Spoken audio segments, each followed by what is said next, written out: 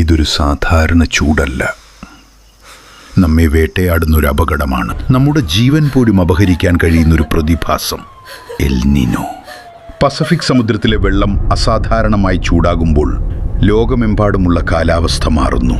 മഴ വരേണ്ട സമയത്ത് മഴയില്ല, ചൂട് മാത്രം. ഈ അവസ്ഥ ആരോഗ്യവാനായ ആളുകളെയും പോലും വീഴ്ത്തും. ദാഹം തോന്നുന്നതുവരെ കാത്തിരിക്കരുത്, അത് അപകടകരമാണ്. ഓരോ മണിക്കൂറിലും വെള്ളം കുടിക്കുക. കുട്ടികളും പ്രായമായവരും വെള്ളം കുടിക്കുന്നുണ്ടെന്ന് ഉറപ്പാക്കുക. രാവിലെ 11 മുതൽ ഉച്ചയ്ക്ക് 3 വരെ ഏറ്റവും അപകടകരമായ സമയം. ഈ സമയത്ത് പുറത്തേക്ക് പോകുന്നത് ഒഴിവാക്കുക.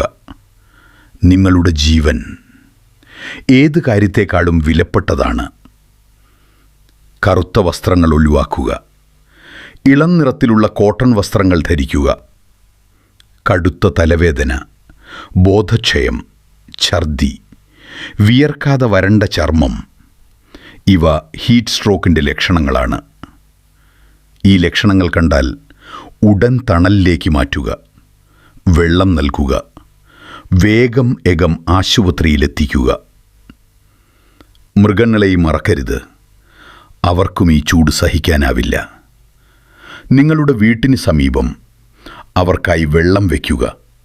തണൽ ഉറപ്പാക്കുക. ഈ സന്ദേശം ഇവിടെ അവസാനിക്കുന്നില്ല. ഇത് പങ്കിടേണ്ട ഒരു ഉത്തരവാദിത്വമാണ്.